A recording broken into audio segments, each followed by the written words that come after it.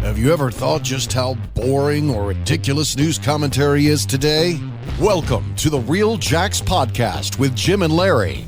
The Real Jacks Podcast. From crime and politics to entertainment, you can expect something different. Now, let's get real, Jacks. Hey, welcome back to Real Jacks with Jim and Larry. Today's guest is returning guest Teddy Colegate, the director of the 5-Star Veteran Center, and also retired United States Marine Corps Major, right? That's it. All right. Glad to have you back. Well, and looking forward to it with this leadership series. We'll get through our ads real quick. First is Extreme Wings, my new employer. They have 4 convenient locations, family, sports, restaurant, grill. Y'all find your time on the west side. Come find me off Roosevelt. Tremendous Barbecue, open since 2007, 8927 Hurlong Road. Full barbecue menu, everything's homemade. Loves first responders. They can cater any event. Advanced Window Tint, 5024 Sunbeam Road, over 26 years experience. 3M Platinum dealer, it's the highest level of 3M dealer around. They tint vehicles, homes, and businesses. Ricky Tillman and I have been friends forever. They do great work. Dibble Roofing, Norm was, he's been a guest here. Call Norm at 904-910-5728. Email him at norm.dibbleroofing@gmail.com. They've been open since 1949, and Norm actually had my roof put on in last year, 2020. D-Way Towing, Doug Dixon owns D-Way Towing. Just got off the phone with him.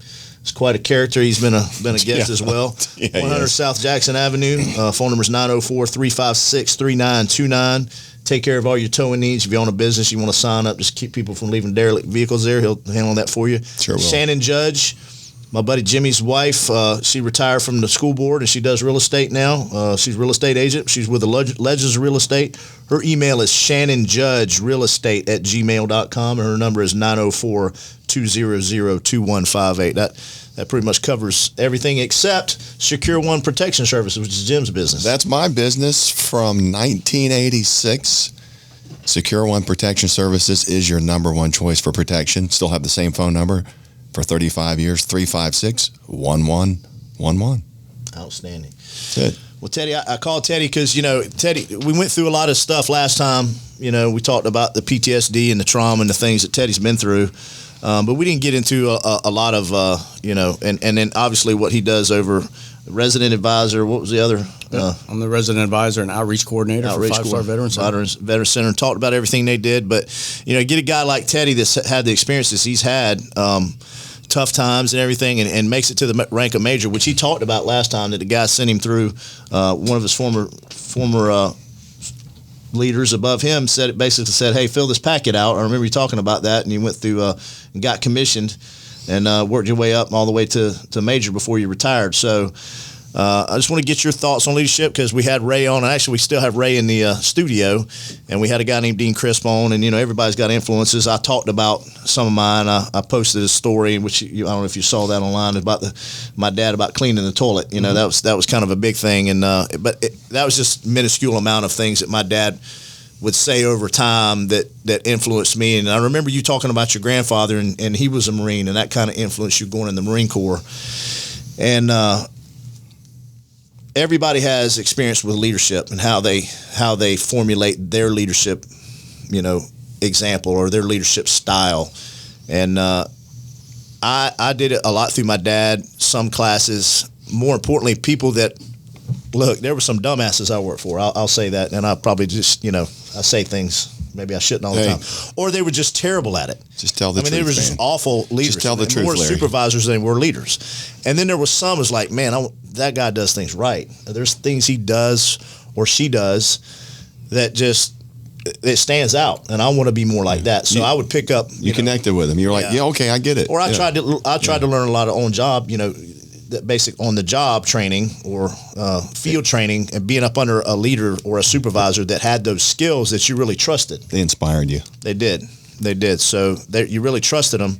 And I talked about, my one quote is, if, when I've gone and taught, because I've taught a few leadership classes or classes for new supervisors, sergeant, lieutenant, all the way up.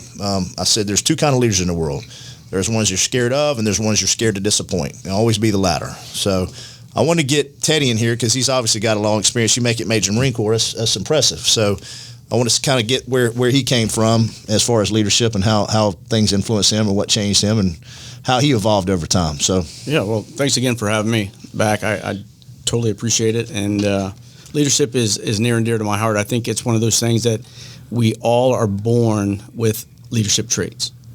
Now, your experiences will adjust those because you may not have the opportunity to be a leader.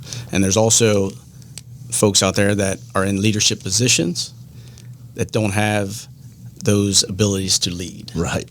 But for me, it's about being a leader versus being a boss. Yeah. Okay, because so many times you get a person that's been on the job longer than you, and they're senior to you, but they're not really.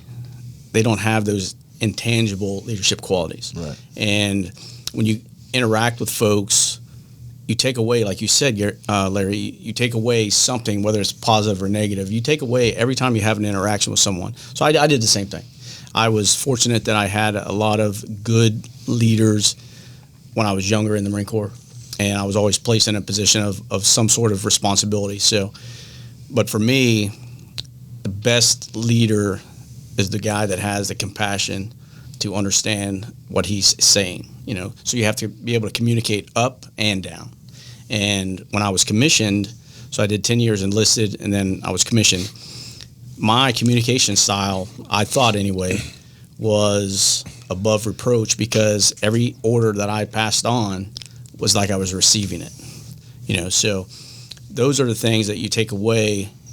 You don't just tell somebody, hey, go do this. The best leaders tell someone, if you have time, to go do it and why we're doing that. And those guys are going to respond every single time. If you just tell them, hey, move the furniture from one side to the other, you're basically dictating, and occupying their time for what? Just giving orders, yeah. But if you tell them, hey, we need to move furniture from side to side because of, maybe there's, I don't know, a bug infestation, what have you, it doesn't matter. But if you explain and you take the time to explain why we do things, those guys would want to follow. The best leaders that I've ever encountered were the best followers. Right. And at some point, that's where you differentiate the tiers of leadership.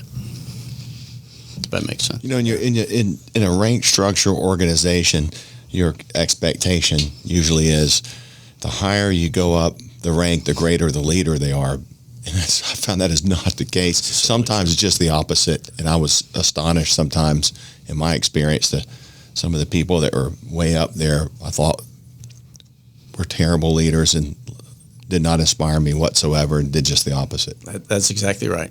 Just because you have done your job, and the military is a prime example. Most guys, when you do your job and you get good reports and all these things, you're going to get promoted, and the way it's set up is you're all going to get promoted. You get commissioned at a certain time, you're going to get promoted around the same time throughout your whole career.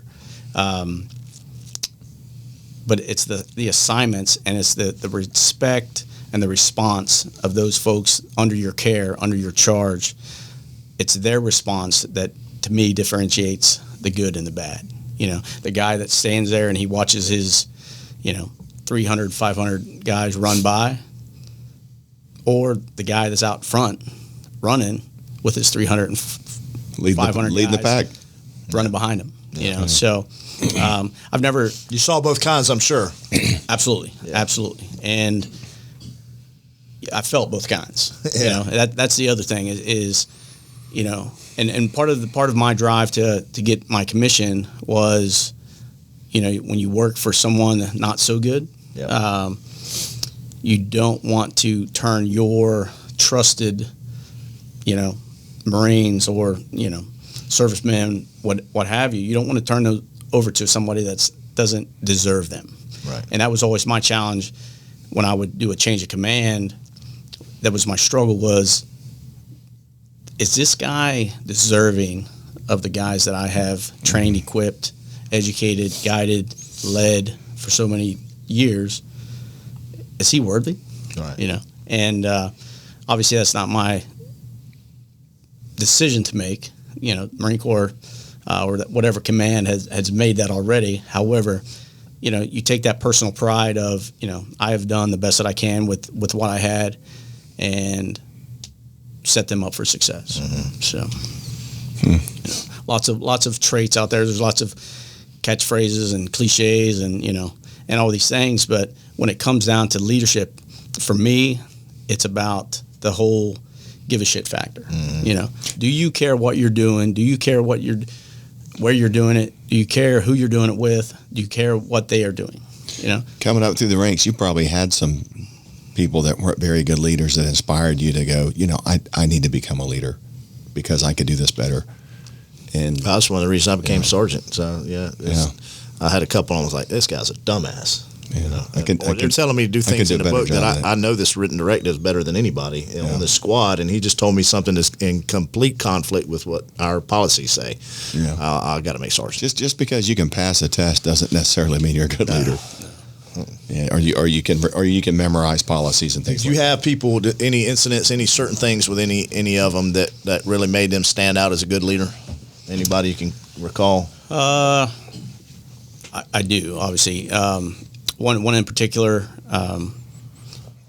So for me in my realm, I wanted, you kind of gravitate towards the same like-minded guys. Yeah, absolutely. And I was fortunate enough I was a CO, and a individual had just come back from deployment, and they had to put him somewhere, and he was senior to me.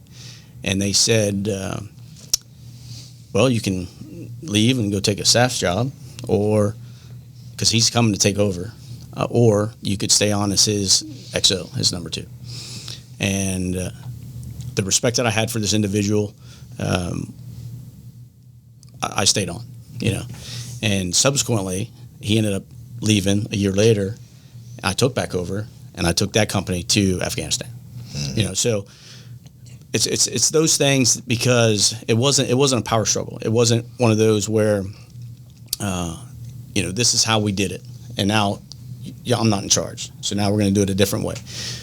I always try to do it the right way, and he always tried to do it the right way. So our styles meshed very well, and it was easy to support a guy like that. It was easy to take over from a guy like that, but it's also easy to hand over to a guy like that. Yeah. So it's easy when you think, or you do it right, or you do it to the best of your ability, and it makes it easy. Mm-hmm. And when the Marines, for me anyway, when they respond, that's your goal. Yeah. That's your success. It's not, you don't stand there and say, hey, I'm in charge, I have all the power. Leadership is not about power, it's about empowering. Mm-hmm. So as a guy standing there, and you got 500 Marines that you say run that way, and you got to empower your troops, man. That's exactly right. If you can't empower them, you got nothing. Yeah, absolutely. You got you. That's it. And I think we talked about this last time. Mission success and troop welfare. Those are 2 goals, right? Mm-hmm. Well, they would say mission success is the first one, and mission accomplishment is the first one, and troop welfare is the second one. For me, I always reverse those, because absolutely. Mm-hmm. Troop welfare, if you don't have troop welfare, mission doesn't matter. Yeah. And so without your people, you're the leader of nothing. That's right. Yeah, you don't have an organization without that. And I don't care if it's police or military. Without troop welfare, you don't have, or those troops and their welfare, you don't have an organization, or their morale. You don't have an effective one. Yeah. So I had morale's a big factor. As a CO, I had a suggestion box, and the anonymous kind. Yeah. It is. Yeah. So it had a lock on it. I was the only one that had the key, and they knew. We had Friday formations, and on Thursdays I would normally check my suggestion box. And I worked for a guy years and years ago that said, "Say yes, unless you absolutely have to say no." Right? And when you think about that, it's one of those where you're not just going to say yes to everything, right? But when they ask for something, if you can say yes, why would you not? Because especially in our line of work, when it hits the fan, It's real. we're going regardless. You know, I don't care about your pregnant wife. I don't care about your sick kid. I don't care about your, you know, dead grandmother or what have you. The fact is, when we have to go, we're going. So if you can say yes during training, peacetime, whatever, why would you not say yes? Right? Yeah. Unless you absolutely have to say no. So I kept that, you know, thought process when I'm looking at this suggestion box. And they would ask ridiculous things. You know, why can't we have civilian clothes and formation, you know, for liberty or whatever? And, hey, okay, sure, let's do it. So these guys would show up and, you know, they're wearing everything. And we had a dress code to some degree, you know, but they're wearing Flip-flops. everything under the sun, you know, look crazy. So I would explain to them, this is why we're not wearing civilian clothes in formation, you know. And I'd call a couple guys up. I'm like, look at this kid, you know. I mean, he got dressed in the dark, you know. Yeah. He has never seen an iron, you know. And There's always one or two people that blow up for everybody else. Well, It's like, just use a little common sense, and we could probably pull this off. And But that's you got exactly- those few people that just don't get it. So, yeah. So we and just, those are the ones that really need some good leadership. we to- but you said to yes. guide 'em. You know, Yeah. that's the thing is you said Right, you yes. said yes, though. And then you explain to them after that yes, this is why we don't do that. So it goes back to the, you know, educating these guys, you know, giving them the information, because when it's time to go, they're going to go. They're going to follow you, you know. One of the big things that I've always, I think, surrounded myself with is being decisive, you know, making a decision or being decisive, two different things. You know, anybody can make a decision, Correct.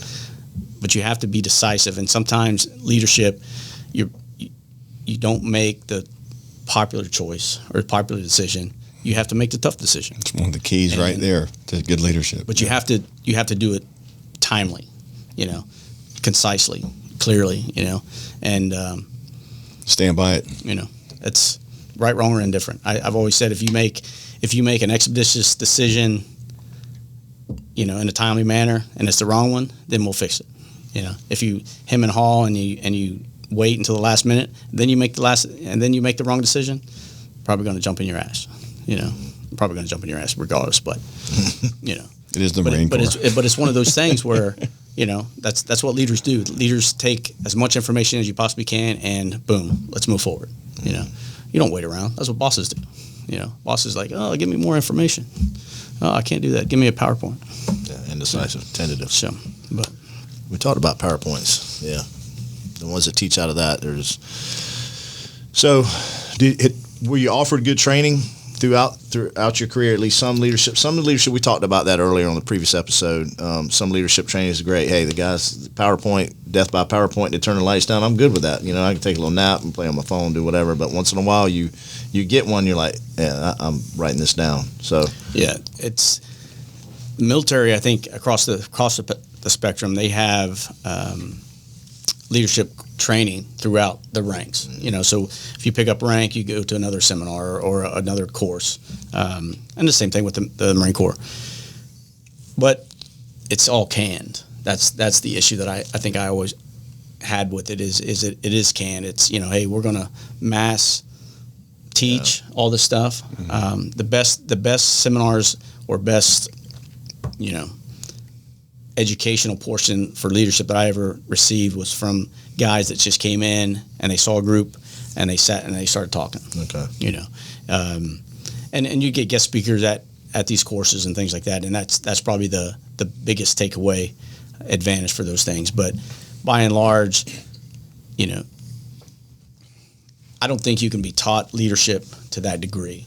I think you see leadership, you learn leadership, you know, and you learn how to what you already have and your ability and your I guess your processing of what you see and what have seen.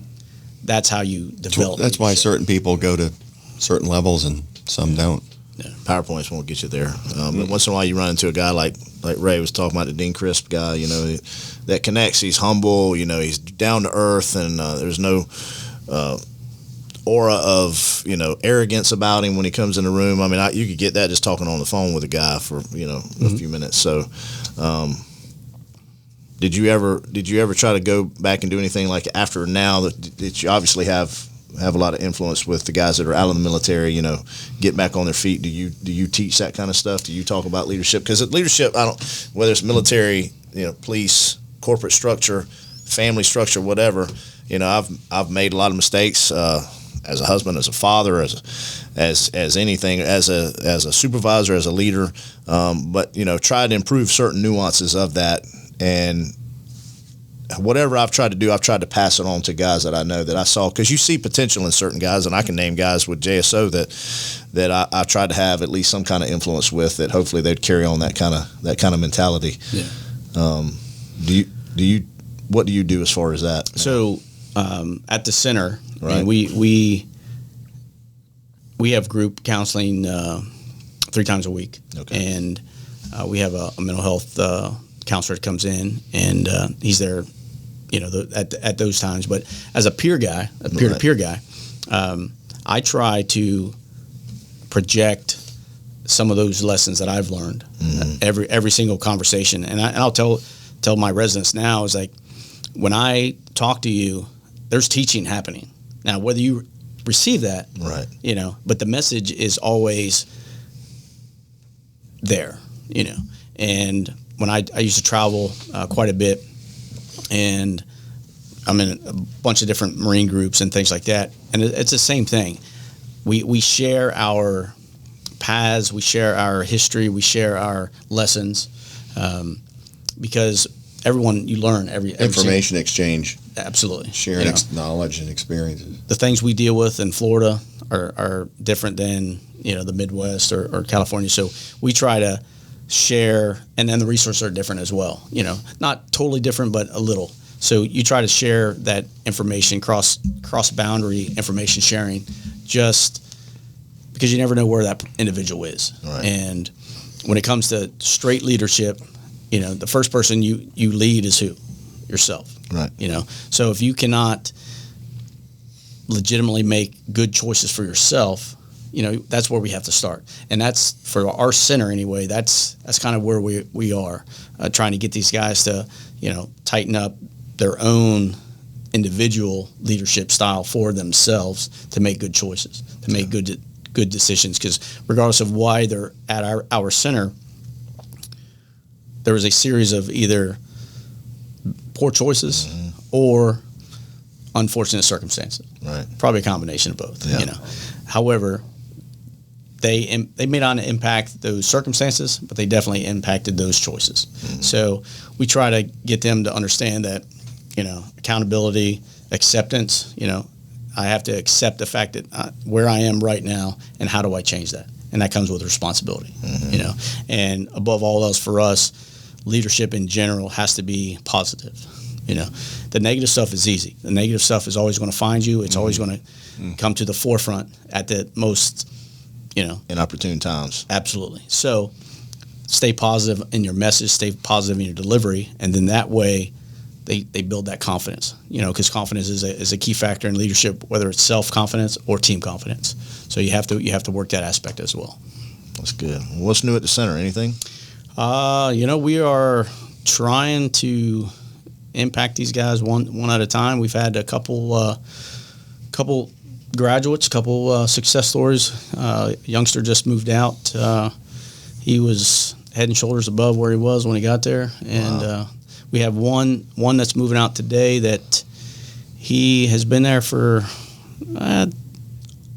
just under 3 years, but he's moving back to the DC area, and he's set up for success. On track. And that's what we really try to do. It's not measurable at our center. It's individually focused. So my success is different than yours, and each of theirs is totally different. So we try to set them up with their own plan, their own pace, and just try to push them along, because again, when they get there, you got to rebuild, you got to remold that individual, because they don't have the confidence that that they once did, and being all military guys, they lack that, and even when they have a small success somewhere, they still don't want to take that full step, and a lot of them will never be ready to jump out that door. So you kind of got to push them and say, you are ready. Mm-hmm. And that's what the center staff is doing now. And we focus on those things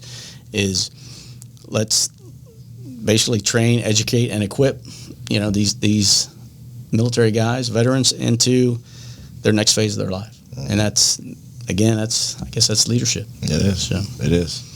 Very much so. Y'all got to, wait a minute. Didn't you have a raffle? I didn't win anything. You did not win. Of course. We talked about that, right? That's it. Yeah. Told you I wasn't going to. But appreciate your donation. You're welcome. That was good. Goes to a good cause. The proceeds to that, or from that, I guess, went some straight back to 5-star. Okay. And then some went to the Clyde Lasson's Veterans Home down in St. Augustine. And then what's the third one? I believe it's the Mount Herman Exceptional School there off of 8th Street, I believe.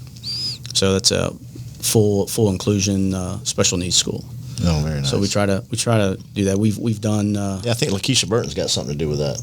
Yeah, isn't that related to the Mount Herman Baptist Church over there? I think could be. I may be wrong, but yeah. But this we got this military ball. Oh yeah, so the that one's military ball for all. December 4th. That one's going to be one that you don't want to miss. At the Omni Hotel. Yeah. So, nice. It's Caitlin is really doing the sponsorship and the fundraising and what have you for that. But that's going to be where everyone's dressed to the nines. The day after my 60th birthday. See, well, we're actually having it just to celebrate your birthday. Right. I'm surprised you ruined it, Jim. Yeah. Thanks. No, I'm going to be too hungover because I'm going to the Outlaws concert on the 2nd. So I plan on still being hungover on the 4th. Wow. So life goals. Yeah. Just kidding though. But yeah, so the ball, that's our largest fundraiser of the year. We did not have it last year due to COVID and the restrictions. So really looking forward to this. Looking forward to seeing everyone that comes out because, the Marine Corps we celebrate every year. November 10th. It doesn't matter where you are. You're going to celebrate. And break bread, break some cake open. I remember in 2007, I was in northern Iraq, and me and a youngster, he was my gunner. We broke open a Otis Spunkmeyer muffin, and so everything's relative. It is, so I passed off. I was the oldest guy in our gun truck, and he was the youngest. So I took a bite, gave him the bite, symbolizing the transfer of knowledge and history and education and traditions, and then geared up and we were on the move. But so we don't specifically tailor this to the Marine Corps. So that's why it's a military ball for all, and it's always been a good time. So really looking forward to seeing everyone out there, and I think we have some gifts and raffles and all this stuff coming up. So. Very good. So yeah, it's for everybody, not just military people. That's it. And like I said, this is our biggest donor appreciation type thing as well. So a lot of folks that give back to the 5-Star Veterans Center, we try to acknowledge them and show our appreciation for them as well. So. Very good. So everybody will be December 4th. You can go on the website, 5-Star Veterans Center, and you can sign up any of you folks in politics and Jacksonville influencers. It's probably a good one to go to and show your face and show how you support the military and these guys that are veterans, because that's they make up our country. They're the ones that have put us on a place where we're free to this day. Not appreciated enough, in my opinion. So to get tickets, Teddy, they just go online.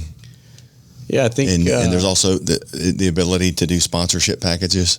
Yeah, so you can also very cool. Email Caitlin. Yeah, if you email Caitlin right there at Colegate at 5svc.org, she can give you all the information. I'm not sure if the actual public sales have gone out just yet. Okay. I know the sponsorship, some of the different levels you have. You get certain number of tickets per table and things like that. So, We'll try to get our producer to put that on when this gets that would be great. when the show gets produced, to put that on the screen. Absolutely. So be able to take a minute, write that down and stuff. So Nice. But that's but yes, I mean, that's, like I said, that's one of our biggest ones that keeps the door open. We're privately funded. We do have some state grants and things like that now, and always working towards those things. But for us, and that's what we try to explain to our veterans is, the certain things that we demand of them are just kind of layered because they're demanded on us, and that's part of the funding to keep the doors open, to keep this program operational. So, but this is this was a big one. Anyone, and I see there's some big numbers up there, but for us, I think we just are rolling out something else that has it's like a 1, 3, and 5-star donation program. It's not published on the site yet, but it's one of those where anybody can give, and I think it's $12 is one of the marks, and what that does, there's a couple different marks, but that provides a something specific for the veterans, and I think $150 a month, or that donation provides mental health counseling for that veteran for the month. So there's what we're trying to do is get if you give $1, where that dollar's going instead of the dollar goes into the kitty. I think last time you were here, you threw a number out. And you said that number pays for the housing or the food or something for one person for a week. Or do you remember that? You remember the number? But I thought that was impressively low, and you could really kind of like sponsor somebody for a really reasonable. I want to say that it's 5 something, so 562 or some random number. But it's and that's food, that's everything. So we're trying to streamline this process where folks are tired of just asking for money. And the ironic portion of that is folks want to give. So you're kind of on that double-edged sword. But for us, I think we're trying to get to the point where when we ask for money, it's for a specific program or a tangible need, and not just we need money to keep the lights on or the doors open or whatever, because that's ongoing, nonstop. So we're always seeking that. But when you can ask, mom and dad civilian, hey, if you give, $20, you're paying for food for a veteran for, that week or what have you. Right. So that's where we're trying to go. We're trying to get to that point where the donations coming in are earmarked for a specific thing. Yeah. So, and that's Mrs. Loving and Caitlin. They're all working towards that goal. So the Lovings are fantastic. We'll keep working on your behalf. Yeah, and we had you back on. We want to get that. That's why we had you back on so soon. Yeah. Obviously, wrap up with something about 5-Star Veterans Center, because we appreciate what you do. So, you got anything else to add, Teddy, today? No, I just like I said, I appreciate you guys having us back, and leadership is near and dear, because I think we all have that quality. And got to find it. You have to, sometimes you have to scrape it. I think Teddy is qualified for even a third visit, because he's this kind of guy here. You're very low key, but you can tell there's a mountain of information inside of you, and every time you come back, we get a little bit more out of you, and a little bit more out of you. You're back, and that's why you're back. So appreciate you coming back, and that's returning. Anything from the Amen corner? No. Okay, Ray ain't got nothing for us. He's good. I took it out of him today. I think I sucked me dry. Probably had to feed him. I think he was asleep over there. You just woke him up. He's paying attention. Next episode, we'll have Bernice De La Rionda. Yeah. Bernie came from Cuba during all that with Fidel, and his parents sent him over to the United States on a boat at 5 years old. Shipped him off. True story. Raised by his grandparents here, lived the American dreams, very conservative guy. Yeah. Became basically number two at the state attorney's office. Yeah. Him and Angela Corey is really close, and great. I've got a funny story about when I was new. He kind of intimidated me when we had this murder case going on, and great prosecutor and a great man, and just loves the United States. And we're gonna have a good episode with him. So looking forward to that. Yep. Yeah. Hey, thanks for coming. Yeah, you guys are doing great things. Appreciate it, sir. We're going to see you again. Absolutely. Yeah, that was Teddy Colegate with 5-Star Veteran Center, and that's Real Jacks with Jim and Larry. Thank you, Major. Appreciate it. Yep. We'll see you next time. All right. Thanks for listening. Thanks for watching.